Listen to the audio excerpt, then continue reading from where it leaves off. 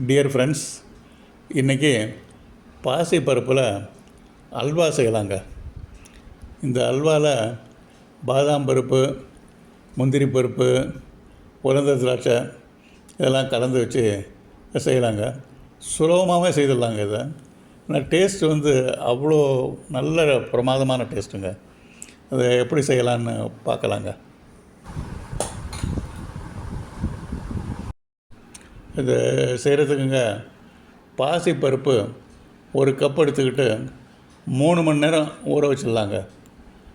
ஊற வச்சு எடுத்துகிட்டு தண்ணியெல்லாம் ஃபுல்லாக வடிகட்டிட்டு கொஞ்சம் நேரம் ஆற வைக்கலாங்க.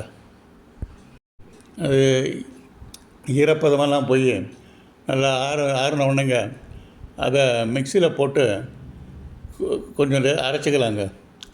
ஆனால் அரைக்கிறது ரொம்ப மையாக அரைக்காமல் கொஞ்சம் குறைன்னு ரவா மாதிரி அந்த லெவலுக்கு அரைச்சிக்கலாங்க.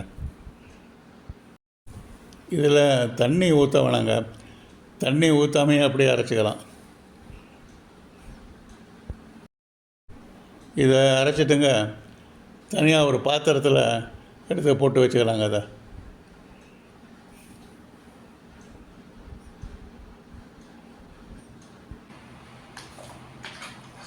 அடுத்து ஒரு 10-12 பாதாம் எடுத்துங்க. அதை நீள வாக்கில் கட் பண்ணி வச்சுக்கலாங்க.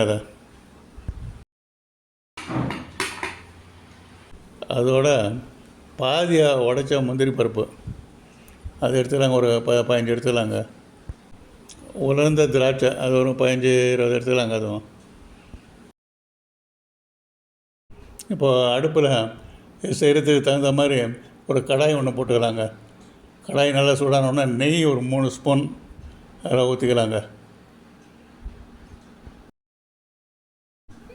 நெய் நல்லா காஞ்ச உடனேங்க அதில் நம்ம கட் பண்ணி வச்ச பாதாம் பருப்பு, முந்திரி பருப்பு அதை முதல்ல போட்டு கொஞ்சம் லேசாக ஃப்ரை பண்ணிக்கலாங்க. அது கொஞ்சம் ஃப்ரை ஆன உடனே அப்புறம் நம்ம திராட்சையை போட்டு ஃப்ரை பண்ணிக்கலாம். ஏன்னா திராட்சை சீக்கிரம் ஃப்ரை ஆகிடும்.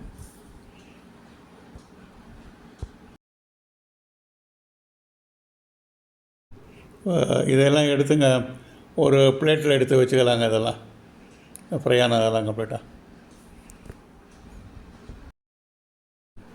இப்போது இந்த நெய்லேயேங்க நம்ம மிக்சியில் அரைச்சி வச்ச பாசிப்பருப்பு அதை சேர்த்துக்கலாங்க. அதை சேர்த்து ஸ்ட்ரைட்டாக ஃப்ரை பண்ணிக்கலாங்க. அப்படியே அந்த நெய்யோடையே சேர்த்து ஃப்ரை பண்ணிக்கலாம். இதை இப்படியே கொஞ்ச நேரம் ஃப்ரை பண்ணிக்கலாங்க. அதில் நல்லா ட்ரை ஆகிற வரைக்கும் ஃப்ரை பண்ணிக்கலாம்.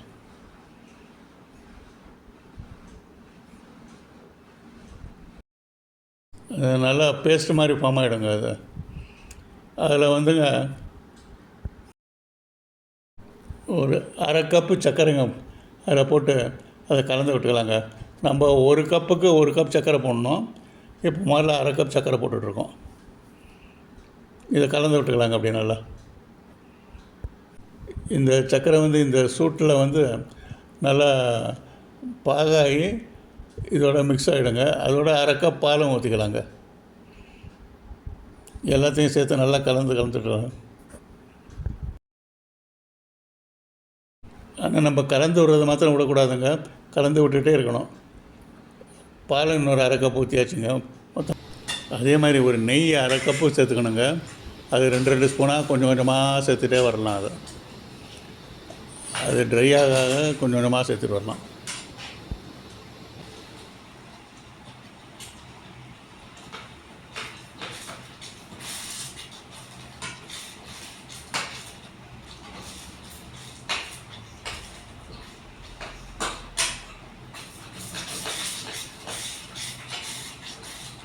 அந்த மீதி அரை கப் பாலை கொஞ்சம் கொஞ்சமாக சேர்த்துக்கலாங்க. ட்ரை ஆக சேர்த்துக்கலாம். நல்லா கலந்து விட்டுக்கலாம். ட்ரை ஆகிடுச்சுன்னா எக்ஸ்ட்ரா பால் ஒரு அரை கப்பு கூட வேணாலும் சேர்த்துக்கலாங்க. இப்போது ஏலக்காய் பவுடர் 1 ஸ்பூன் சேர்த்துக்கலாங்க. நல்லா கலந்து விட்டுக்கலாம். அல்வானாவே எல்லாம் கிண்டி விட்டுட்டே தானங்க இருக்கணும். இந்த சுவைக்காக கிண்டி விட்டுட்டே தான் இருக்கணும். அது திருப்பி ட்ரை ஆகிடுச்சுங்க. திருப்பி கொஞ்சம் சர்க்கரையும் பாலும் கொஞ்சம் ஊற்றிக்கலாங்க. அதே லிமிட்டேஷனில் தாங்க, 1 கப்பு பால் 1 கப்பு சர்க்கரை, அதை கொஞ்சம் கொஞ்சமாக சேர்த்துட்டு வரோம். நெய்யும் 2 ஸ்பூனாக சேர்த்துட்டு வரோங்க. நல்லா கலந்து விட்டுக்கிட்டுங்க, கொஞ்சம் இந்த கேசரி பவுடர் கொஞ்சம் ஒரு அட்ராக்ஷனாக, கலர் அட்ராக்ஷனுக்காக கொஞ்சம் ஒரு 3 சிட்டிகை இந்த கேசரி பவுடர் ஆரஞ்சு கலர் சேர்த்து விட்டுக்கலாங்க. அதையும் சேர்த்து கொஞ்சம் நல்லா கலந்து விட்டுக்கலாங்க.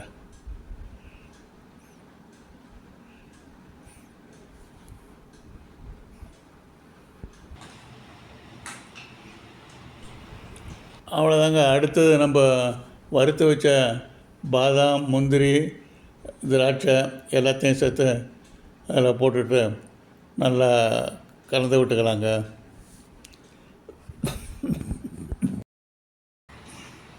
இது நல்லா பக்குவத்துக்கு வந்துச்சுன்னாங்க, அந்த இப்படி இழுத்தோம்னா அதை மத்தியில் வந்து சேரக்கூடாது. சட்டுன்னு சேராமல் இருந்தாவே அது பக்குவத்துக்கு வந்துச்சு, நம்ம எடுத்துடலான்னு அர்த்தம். இது இந்த மாதிரி வந்துச்சுன்னாவே உடனே இமிடியட்டாக கேஸ் ஆஃப் பண்ணிடலாங்க. அவ்வளோதாங்க, பாசிப்பருப்பு அல்வா. இப்போது இதை கொஞ்சம் கொஞ்சமாக எடுத்து வேறு ஒரு பாத்திரத்தில் மாற்றிக்கலாங்க.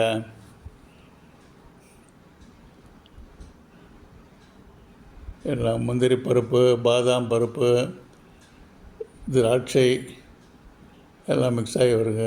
நல்ல வாசனை, அருமையாக இருக்குது. வாசனை பிரமாதமாக இருக்குது. பார்க்குறதுக்கும் அவ்வளோ அழகாக இருக்குது.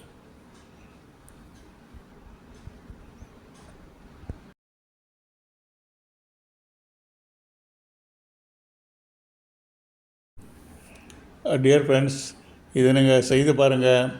எல்லாருக்கும் ஃப்ரெண்ட்ஸுக்கு கொடுங்க, ஃபேமிலிக்கு கொடுங்க, குழந்தைங்களுக்கெல்லாம் கொடுங்க. ரொம்ப இஷ்டப்பட்டு சாப்பிடுவாங்க. Thank you very much friends for watching. Thank you very much.